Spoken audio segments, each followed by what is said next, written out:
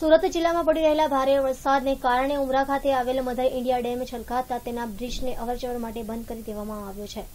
મહુવા તાલુકામાં ગણતરીના કલાકોમાં જ 6 ઇંચ જેટલો વરસાદ ખાબક્યો હતો, જ્યારે અંબિકા નદીના ઉપરવાસમાં પડેલા ભારે વરસાદને કારણે ઘોડાપુર આવતા ઉમરા ગામનો મધર ઇન્ડિયા ડેમ છલકાયો હતો અને પોલીસ અને વહીવટીતંત્ર દ્વારા કોઈ જાનહાનિ ન થાય તે માટે બ્રિજને બંધ કરી દેવાની ફરજ પડી હતી।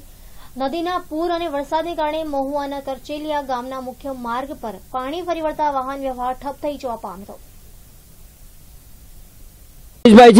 અને 20 વર્ષથી અમારા સિંગલ પાઇપલાઇન છે, ડબલ લાઇન પાઇપલાઇન કરવાની ક્રિયા પણ હજુ થઈ નથી।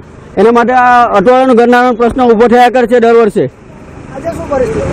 આજે એવું છે કે પાણી જઈ નથી શકતું અને પબ્લિકોને હેરાન કરીને લોકોના ઘરમાં પાણી ઘૂસી ગયા છે અને અનાજ પાણીનું નુકસાન થયું છે। કેટલા ઘરોમાં પાણી ઘૂસી આવેલી છે? લગભગ 10-15 ઘરોમાં પાણી ઘૂસી ગયા છે અને ઘરની આજુબાજુ બધે ઘૂસી ગયા છે પાણી।